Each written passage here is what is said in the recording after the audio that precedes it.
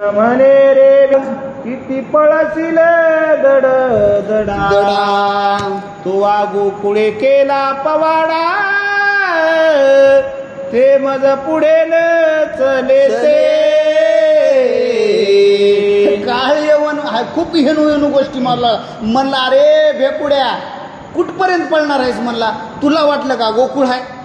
गोकुळामध्ये त्या म्हाताऱ्या कोताऱ्या माणसाला तू हिनवीत होतात, पळत होतात, त्याच्या पुढं पळत होतात, पण इथं मायापाशी तसं काही चालणार नाही. 17 वेळ माग धासे तू मथुरे पुढे युद्ध करेसे मज भेने का तू पळसे नपुसक होसे गोवळ्या. म्हणला कृष्णा तुला लय पुरुषार्थी वाटला का तू?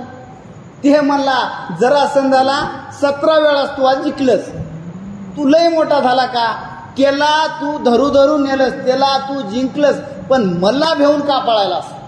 हा असा हिनू हा काळ येऊन बोलू लागलेला आहे. गवळणे बांधिती उखडासे मज उशीर काय धरावयासे तू गोकुळे चोरे करीसे तेचे पासीच कडे. हे म्हणला कृष्णा तू किती पळणार आहेस म्हणला? पळून तिथं गवळणीनं तर धरलंच होतं म्हणला. मग एका साध्या गवळणी तुला धरतात, उखळाला बांधतात, धर म्हणला. मला का तुलाही मोठा आहेस का? पण म्हणला तसं काहीच नाही, गवळणीपेक्षा मी पुरुषार्थी असेल तेव्हा तुला सुद्धा मी पकडणार आहे, असा काळ येऊन बोलू लागले. कालिया आणि आगासूर तिरडे मारून झाला सिथोर वा अश्व मारिला केसवीर बकासूर पाखरू. काय म्हणला तू? पुरुषार्थ मला माहित आहेत म्हणला. काय पाखरं मात्र किड मारलेस म्हणला, ते काळिया फिडिया म्हणला किडलं मारलेस, तो बकासूर पाखरू होतं म्हणला. अशा लोकांना मारून तू पुरुषार्थी झाला का? थांब म्हणला तू हा पुरुषार्थ पाहतो. वाल्मिका तुले गोवर्धना पुरुषार्थ भोगेसे उचलून कंस मारिला कपटे करून आता धरी नक्षेने तुझ. काय म्हणला ते द्रोणा गोवर्धन हा जसं म्हणला मुंगेनं वारूळ तयार कराव आणि ते एखाद्यानं उचलाव का? असा का लय मोठा पुरुषार्थ आहे का म्हणला? त्याच्यात काहीही नाही, सगळं मी ते आहे म्हणला. तुला म्हणला काहीच वेळ लागणार नाही मला पकडायला, आणि आता मी तुला पकडणार आहे. ऐसे उने बोलत बोला ना टपे कृष्णनाथ नाना तपे अनुष्ठान करीत त्यासी निश्चित न सापडे. हा देव नाटकी होता. त्याला घुलीत खूप तप स्नान करीत देव खूप लांब असा त्या काळेवनाला घेऊन गेलेला आहे. दुग्धाहारे फळाहारे नग्न मौने जटाधारे पंचाग्नी साधे ते निराहारे त्यासी मुरारे नाटोपे. हा माणूस मोठमोठ्याला न आटोपणारा, ह्या येडपटाला आटोपण का? पण काही कारणास्तव काही महादेवाच्या वरदानाला याला मान द्यायचा आहे म्हणून हा देव पुढं आणि हा काय येऊन पाठीमागं पळू लागलेला आहे. करीते वेदशास्त्र पठन करीती साधन नाना साधनी करती सिन परिमन मोहन नाटोपे. कोणालाच नाही. खूप योग याग सिद्धी यज्ञ हे तपश्चर्या हे खूप लोक करणार आहेत हो, त्याला सुद्धा हा देव न आटोपणारा, आणि ह्याला आटोपतय का? हा असं अजिबात नाही, आटोपणार नाही. पण गुलीत देव नेऊ लागलेला आहे. एका ढेंगेत बरमांड आटे यवन धावे त्याची या पाठी व्यर्थ पळता होते हिमपुटे परी जग जेठे न सापडे त्या देवानं एका ह्याच्यामध्ये एका फक्त पावलामध्ये पृथ्वी एका पावलात स्वर्ग असे एवढ्या मोठाले पावलं टाकणारा माणूस हे किती पळल बरं. तरी पण ह्या माणसाला पळवण्यासाठी थोडा दिव्य गतीनं असा श्रीकृष्ण पुढं पळू लागला आणि हा काळेवन पाठीमागं पळू लागलेला आहे. क्षण एक अवतारी सगुण सवेची पाहता तो निर्गुण म्हणे त्रिविक्रम क्षणे वामन त्याची यवन धरील कोठे. जर कितीतरी एका दिवशी कितीतरी तो अवतार धरणारा एवढा मोठा ह्या माणसाला आठवण का अजिबात नाही. अद्भुत हरीचा वेग होय तो काळेवन मागे राहे मागुती हरी त्याची वाट पाहे जवळे यावा म्हणून या. खूप हरीची वेग होता पण तो वेग काही टाइम पळाल्याच्या नंतर देव जरा लांब जाऊ लागले. हा लांब गेल्याच्या नंतर त्या काळ यवनाची वाट बघत उभं राहायचे कवा येतं गिराईक आणि तो दिसला की मग आणखी पळायचे असा क्रम चालू आहे. कंठीच्या तुलसे आले सुमनहार वाटेची टाकीत जात श्रीधर तुचे माग पाहून असुर धावे थोर वेगे. खूप पळू लागलं खूप याच्या कॅपॅसिटी पेक्षा जास्त पळू लागलं. पळून पळून खूप थकला असेल तरी पळू लागलं. पण देव एखाद्या वेळेस दिसणं गेल्यावर देवानं खुणा टाकायच्या कुठं महाल टाकायची कुठं हार टाकायचा त्या मागानं हा काळ येवन देवाच्या पाठीमागं पळू लागला. पराशर पर्वत त्यावरी चढे रमानाथ तेथे व्यासपिता अनुष्ठान करीत जगन्नाथ वंदित या. हा पराशर नावाचा पर्वत त्या पर्वतापर्यंत पळत पळत पळत देव पोहोचले आणि त्या पर्वतावर शिखरावर त्याच्या कोण पराशर मुनी पराशर ऋषी तपश्चर्या करू लागले आणि त्यात जिथं तपश्चर्या चालू होती त्या तपश्चर्याच्या ठिकाणी देव गेलेले आहेत. त्या पर्वती नदीसे कृष्ण तो उष्ण काळ शुष्क पिन येवने भवता लावी लाग्न ऋषे जन तिने आहाळते. ह्या पर्वताच्या पायथ्याला हे पोहोचलं. जेव्हा देव वरी गेले जिथं अनुष्ठान चालू होतं तपश्चर्या चालू होत्या पराशर ऋषीच्या तिथं देव गेले तेव्हा हे पायथ्याला गेलं. पायथ्याला गेल्यावर मग इकडं तिकडं बघू लागलं कुठंच देव दिसत नव्हते. आत्ता होता कुठं गेला रे बाप्पा मला आता का गटत नाही का काय म्हणला आता उन्हाळाच होता म्हणून उन्हाळा होता खूप वाळलेलं गवत होतं. आता म्हणला इतक्या वाळलेल्या गवतात खूप अडचणी आहेत पाहण्यासाठी दिली काडी लावून. काडी लावल्याच्या नंतर खूप त्या अग्नीनं ऋषी तळमळ करू लागले. अशी परिस्थिती त्या पराशर ऋषीच्या त्या पर्वतावर होती. ऐसे श्रीकृष्णे जाणोनी पर्वत दडपिला बळे करोने उदकवरी आले उसळोने विझवी लागले क्षण मात्रे. एवढी परेशानी ऋषीची बघायला चांगली आहे का आणि तो तर करुणा घन आहे. त्या देवाला ह्या ऋषीचे एवढे हालापेष्टा पाहावं वाटत आल का. ह्या हालापेष्टा पाहिल्याच्या नंतर मग मात्र देवानं लात मारली म्हणे आणि एका लातमध्ये एवढा आता काय काय माणसं म्हणतात बघा टाच मारली तिथं पाणी काढी तसं ह्या देवानं टाच मारली.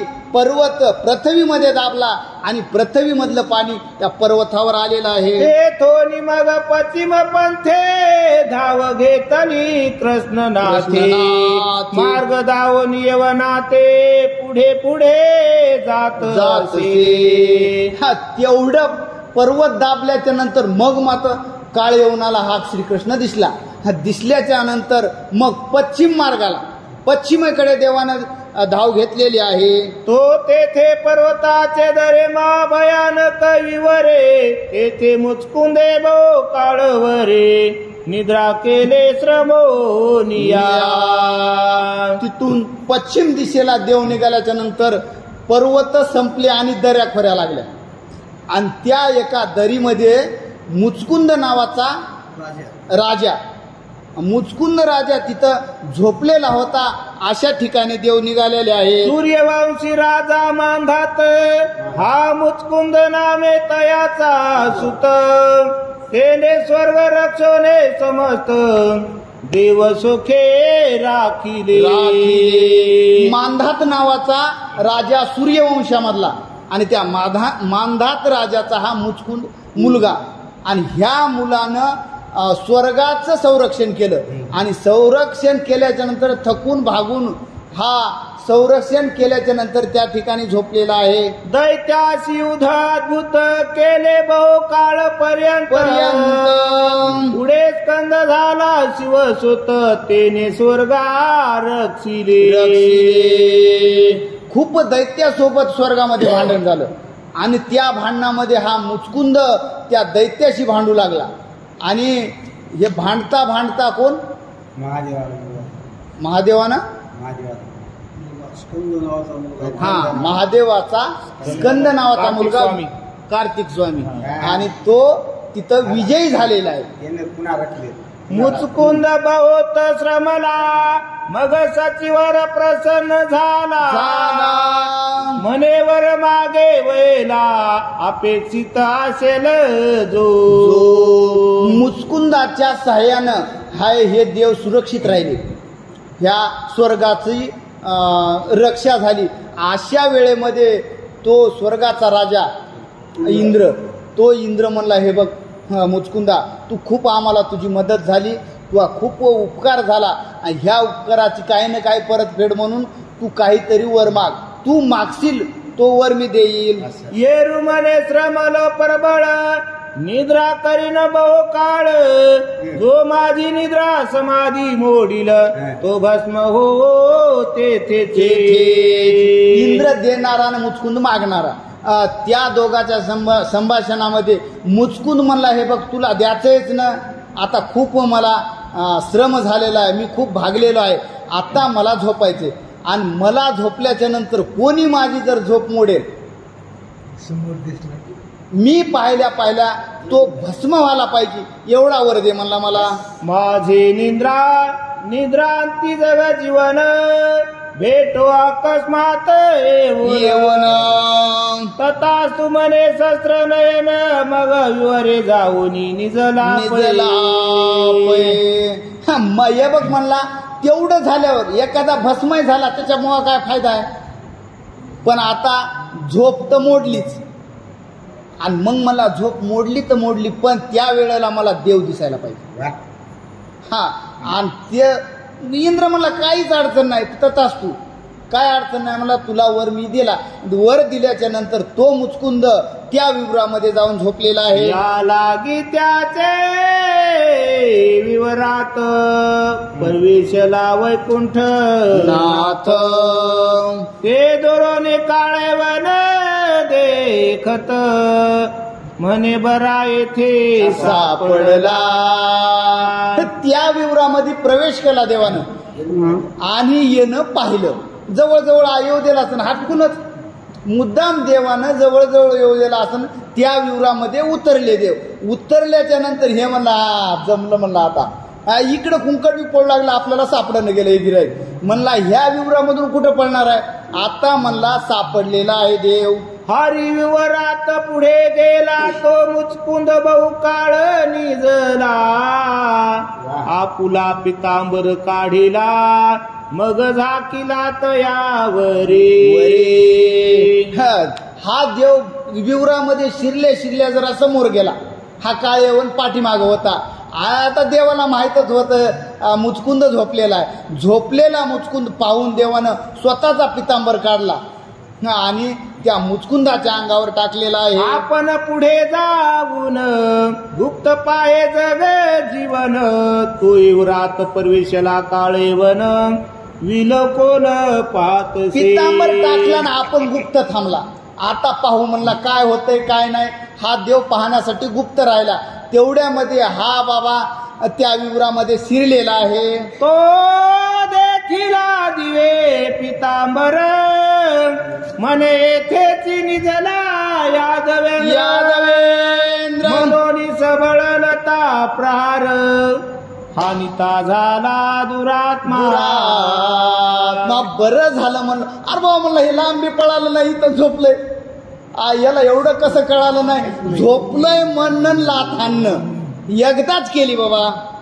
मुचकुंद उठिला खडबडन क्रोधे पाहे विलोकुन तत्काळ तेथेची काळेवन भस्म झाला चल मात्रे. यानं लाथ हाणली. लाथ हाणणं त्यानं डोळे उघडणं.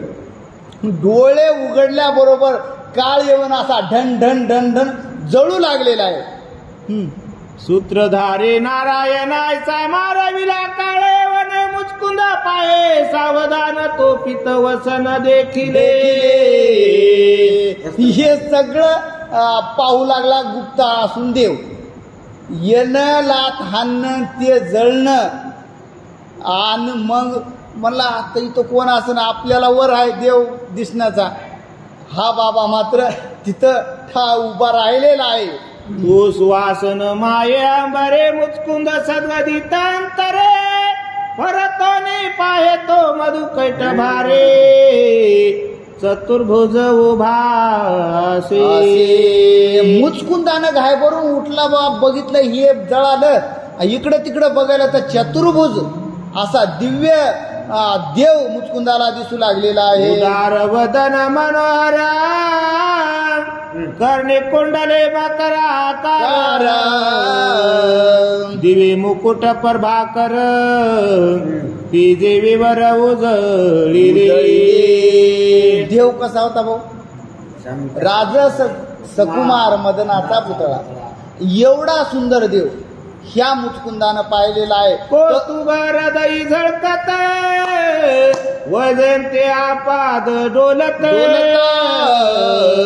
चतुर्भुज वैकुंठ नाथ पाहता मनने वाले. त्या मुचकुंदाच्या मनाची शांतीच झाली म्हणून देवाला पाहिलं. देवाच्या ह्या गळ्यातल्या वैजयंती माळा सर्व मुकुट आणि ह्या दिव्य तेजानं पूर्ण ते विवर अंधारमय विवर पूर्ण प्रकाश पडलेला आहे. ऐसा मुचकुंदे हरे देखिला साष्टांग नमस्कार घातला म्हणे पुराण पुरुषा भक्ता वत्सला तो परब्रह्म केवळ भाससे. मुचकुंदानं देवाला पाहिलं साष्टांग नमस्कार घातला. हा म्हणला देवा तू तर परब्रह्मच आहेस. याच्यामध्ये काही शंका नाही. मी यापुरी बहु काळ वरे स्वर्गा रक्षिले नाना परी रमोनिया विवरा भितरे निद्रा केले बहु काळ. देवाला माहित नव्हतं भाऊ. माहीत असून ऐकू लागला. तो मुचकून सांगू लागला. देव म्हणला तुम्हाला वाटेल एकच झोपलं होतं इथं. मी काही दिवस स्वर्गाचं रक्षण केलं आणि तेच रक्षण पाहून ते मला त्याचं एक बक्षीस म्हणून श्रम झाला आणि इंद्रानं वर दिला आणि मी इथं येऊन झोपलेला आहे. तू कोण मज सांगे निर्धार मग सुवासी वदन यादवेंद्र मनी उत्तराव या भूमे भार कृष्ण अवतार आठवा. खरं सांगा म्हणला तुम्ही तर ब्रह्मच आहात पण खरं सांगा आहेत कोण. मुचकुंदानं विचारल्याच्या नंतर मग मात्र देवानं सांगायला सुरुवात केली. हे बघ म्हणला मी देवच आहे.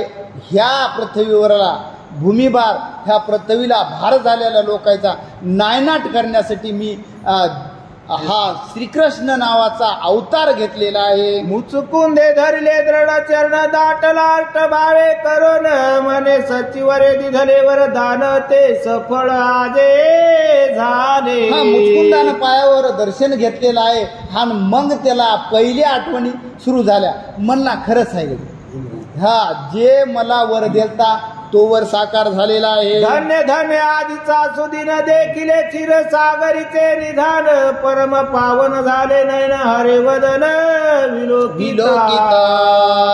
देवाला पुन्हा पुन्हा पुन्हा पाहत होता आणि ती मूर्ती पाहण्याजोगी होती. हा काय नाही म्हणला येता ह्या देहाचं सार्थक झालेलं आहे. धन्य हे झाले शरीर कृष्णे पांगुरविला पितांबर निरसोनिया ज्ञानांधकार सावध केले मज लागे. जो माझा अज्ञान रूपी अंधकार होता म्हणला तो अंधकार ह्या देवानं नाहीसा केला. आणि मग म्हणला नाहीसा झाल्या ह्या शरीराचं तर म्हणला सोनं झालं किंवा आता हा ह्या शरीरावर देवानं पितांबर स्वतःचा झाकला. म्हणजे हा देहाचं सुद्धा सार्थक झालेला आहे. बहुत काळ तममय यामिनी भ्रांती मी पडिलो हे स्थाने श्रीकृष्ण उगवला वास मने सरली रजनी अज्ञान. हे जे अज्ञान नावाचा अंधार माझ्या देहामध्ये होता हा अंधार कृष्णमय सूर्य उदय होऊन नाहीसा झालेला आहे. ये वैधिराज रमारंग करपावलोकने निर्सोनी रोग सावध करणी निजांग माझे मज दाविले. या शरीरामध्ये खूप दुःख झालतं किंवा रोग झालता म्हणला. आणि हा रोग देव नावाच्या वैद्यानं ह्या रोगावर मला मात्रा दिली आणि मात्रा देऊन हे शरीरावरला रोग नाहीसा केलेला आहे. धन्य पंचाक्षरी वेदवेर मजवरे झाकोनी पितांबर निद्राभूत अपस्मार केले दूर क्षणार्धे. हा अंधकार माझ्या जीवनामधला जो होता तो नाहीसा केला माझ्यावर. ह्या देवानं माझ्या शरीरावर पितांबर झालेला आहे. दुकुळ टिळका कामांत कधे भक्त पाळका